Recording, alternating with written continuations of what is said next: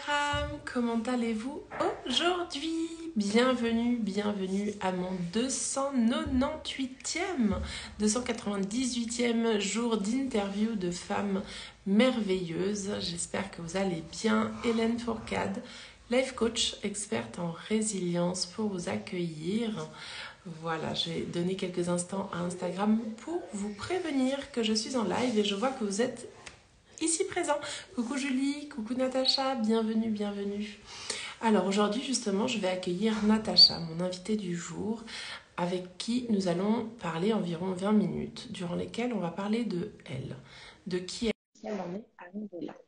Voilà, Natacha, je t'ai envoyé l'invitation, n'hésite pas à connecter. Hello! Hello, Hélène, je suis ravie de pouvoir te retrouver.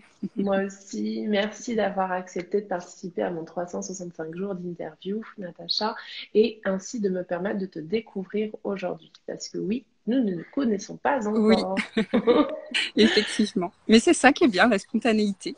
Yes, j'adore. Mm. Alors, on va structurer un petit peu les 20 minutes qu'on va passer ensemble de la sorte. On va parler déjà très brièvement de qui es-tu. Oui, Puis ensuite, on va voir qu'est-ce que tu fais. Et ensuite, on verra qu'est-ce qui t'a amené à faire ce que tu fais. T'es OK avec ça? d'accord, très bien. Yes. Donc, de manière très brève, est-ce que tu es OK de nous dire en quelques mots qui es-tu? Oui. Alors, je suis Natacha Brown, c'est déjà bien.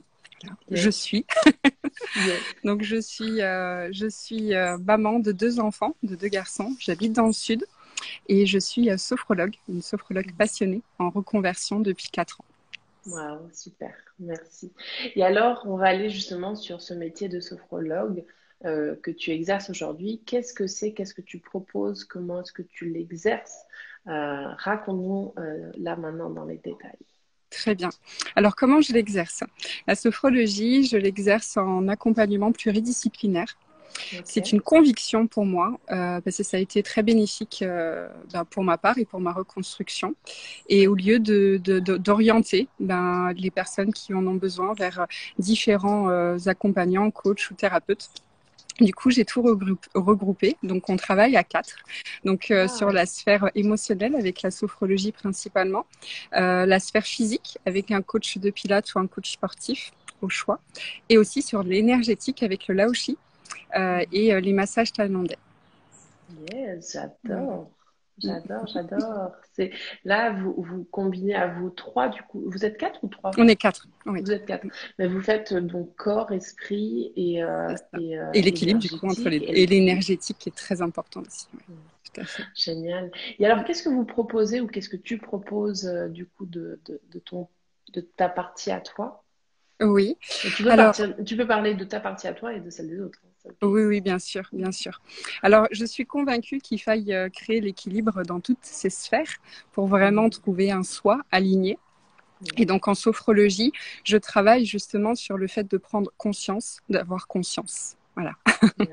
Déjà, de s'éveiller à sa conscience, d'être, ce que l'on peut ressentir pour pouvoir gérer ses émotions et d'aller vers un soi plus authentique, oser être vraiment son essence, se connecter à son essence, à son soi vraiment pur, dénué de toute vive émotion, de toute agression dite extérieure et de pouvoir mieux le gérer au quotidien.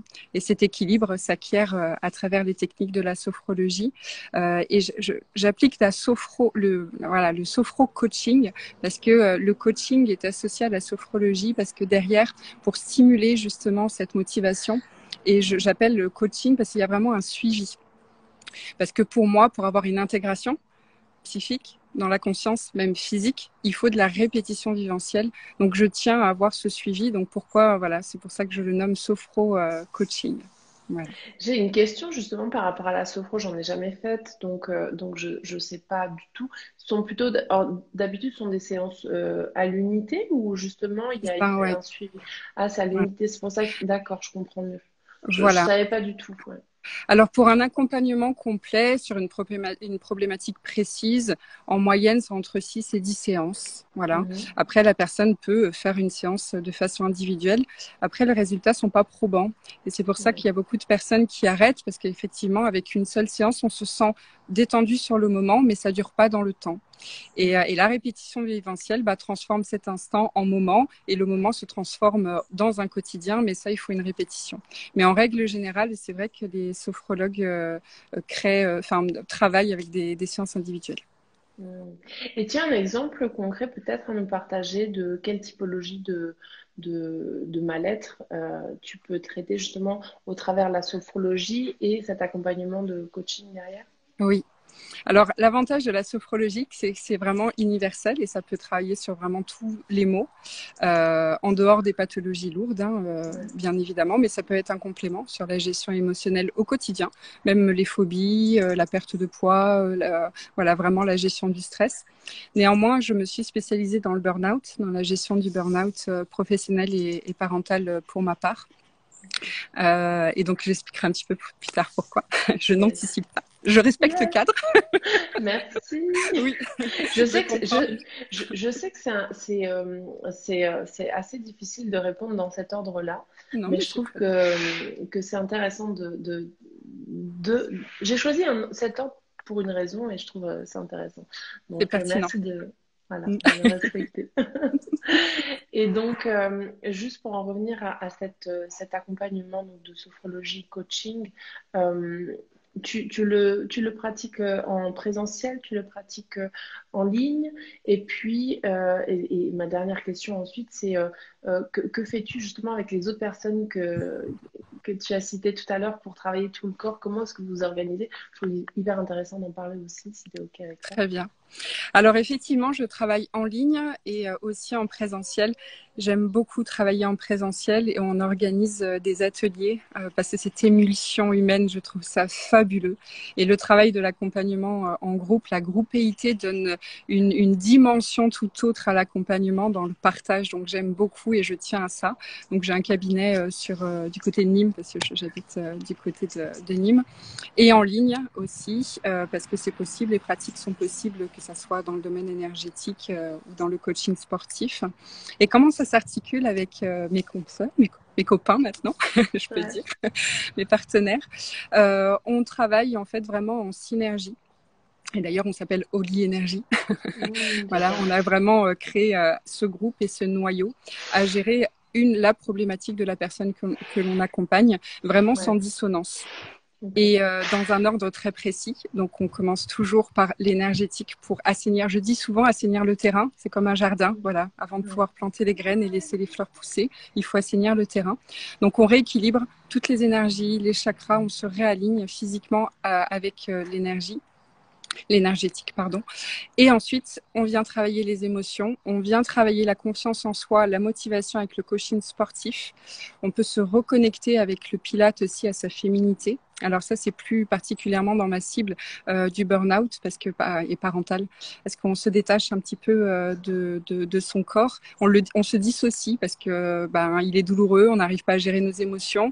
Donc ça permet de recréer le lien.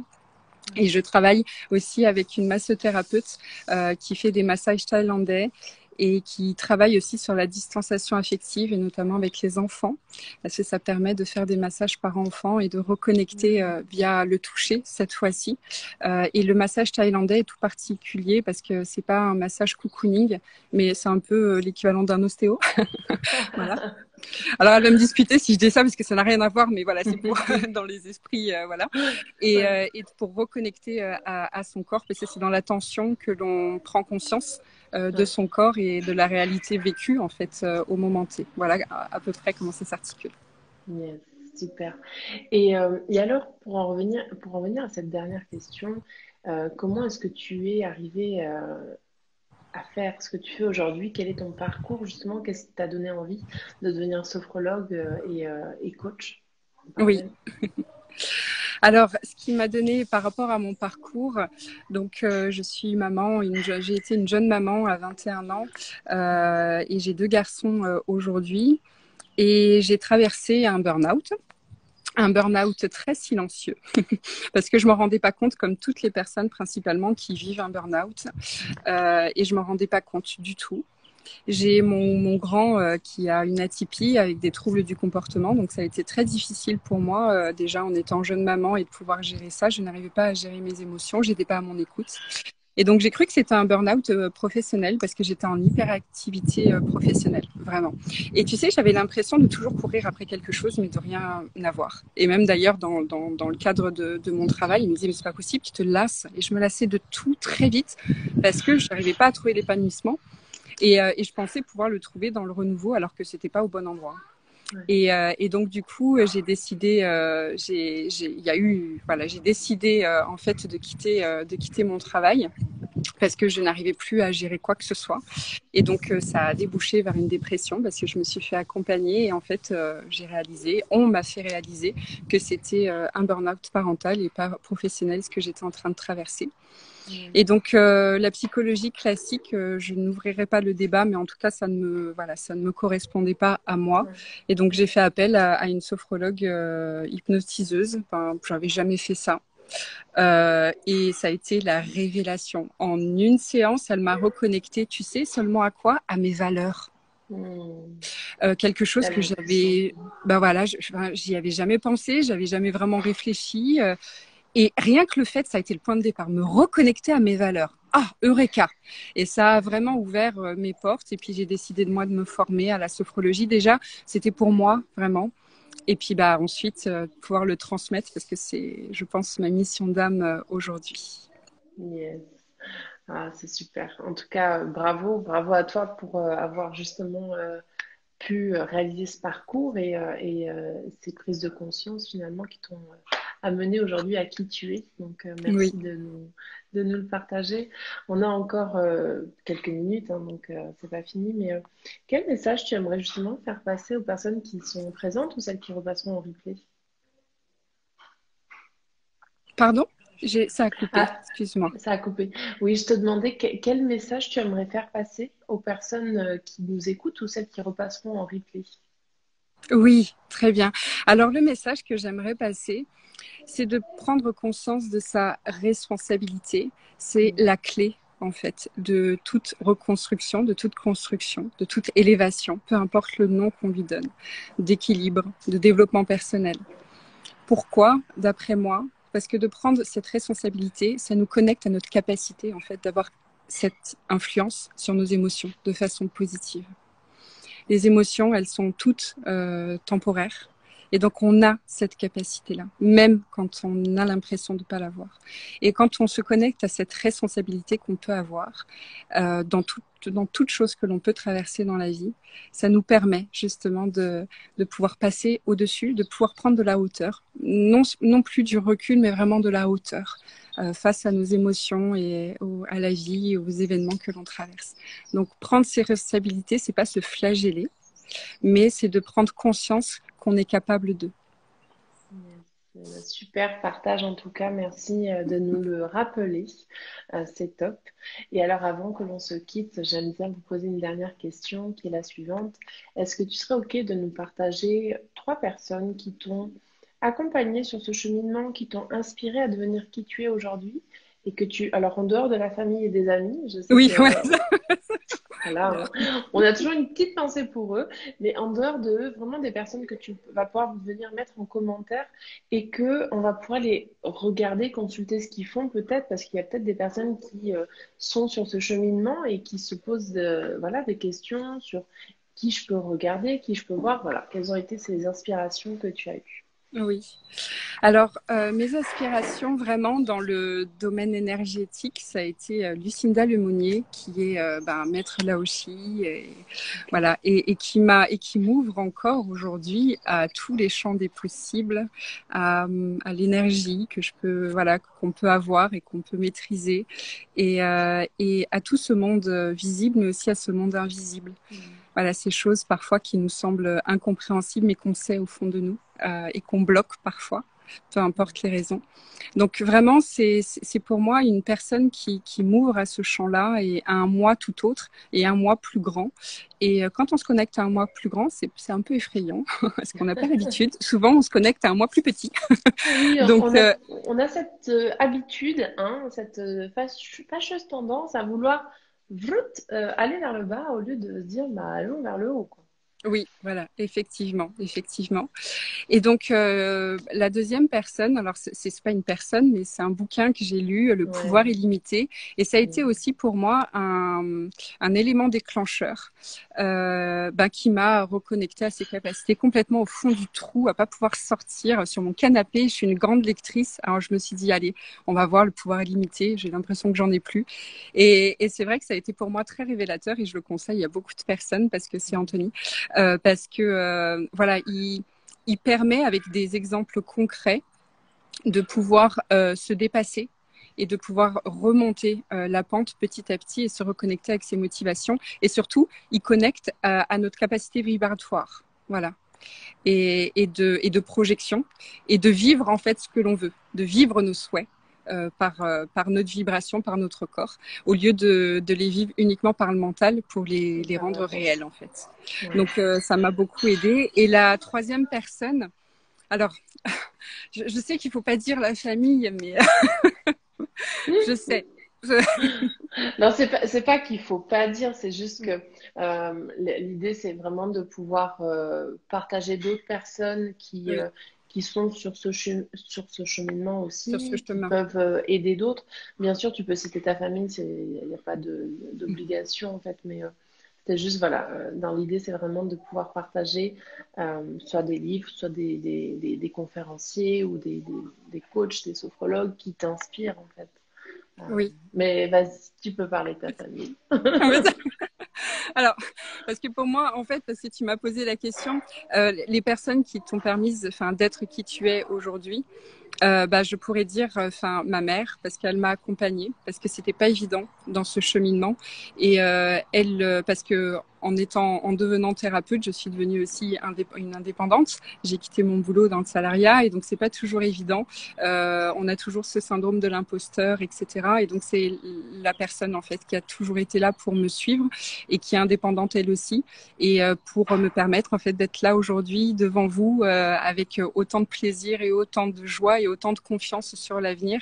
Donc c'est pour ça que c'est important. Je sais que voilà, elle a pas, en tout cas pour moi ça a marqué. C'est un peu grâce à elle que j'ai pas lâché parce que ça n'a Ouais. pas toujours été évident tous les jours. Yes. Est-ce que tu souhaiterais nous partager, avant que l'on se quitte, quelque chose d'autre qui te vient à l'esprit et dont tu ne nous as pas encore partagé un bout de ton histoire? Alors sur un bout de mon histoire, je dirais, enfin, ce que je veux partager, c'est la gratitude. Mm. Voilà, la gratitude. Et je dis merci en fait de cet enseignement, vraiment, parce que aujourd'hui mon burn-out a été le cadeau de ma renaissance, de ma Tout à fait. reconstruction, et c'est ce que je veux apporter en fait aux personnes que j'accompagne, leur permettre de transformer en fait leur burn-out aujourd'hui en opportunité de se reconnecter à eux-mêmes. Et vraiment on en parlait, la résilience, forcément, ça rejoint. Donc avoir cette résilience parce que c'est la clé en fait de tout équilibre. Donc je suis en gratitude et je suis en reconnaissante aussi que tu aies pu me laisser cet espace d'expression. Merci infiniment. C'est un plaisir, en tout cas, en ce qui me concerne, de t'avoir accueilli. Merci à vous tous qui participez d'ailleurs à ce 365 Oui, jours, parce que grâce à vous, voilà, je m'étais lancé ce défi il y a quasiment un an de ça. Et il y a une partie de moi qui se demandait si elle allait réussir à tenir sur une année. En fait, je suis en train de le concrétiser grâce à vous. Donc, merci à vous tous qui êtes là, même vous tous qui m'envoyez du monde, parce que je reçois beaucoup de personnes grâce à vous. Donc, encore une fois, n'hésitez pas à m'en envoyer. J'ai encore 2 mois de défi. Donc, allez-y, allez-y, allez-y. Merci Antoine qui me dit un petit Hélène, tu déchires. oui, Merci en tout c'est cas. vrai, je confirme. Merci du fond du cœur, Natacha. Et voilà, Lee qui me dit, ouais, tu y arriveras. Mais en tout cas, si j'y arrive, c'est en grande partie grâce à vous tous qui m'avez soutenu dans ce défi. Donc, merci. Voilà. Merci Je beaucoup. vais, je vais vous souhaiter un excellent appétit si vous partez Oui, manger. si, Voilà. Et puis, une très belle journée à vous tous. Je vous retrouve demain pour mon prochain live. Je vous embrasse très, très fort. Et puis, belle journée à vous tous. Voilà. belle journée à tous. Merci beaucoup. Merci. Merci. Merci, Ciao. Alice.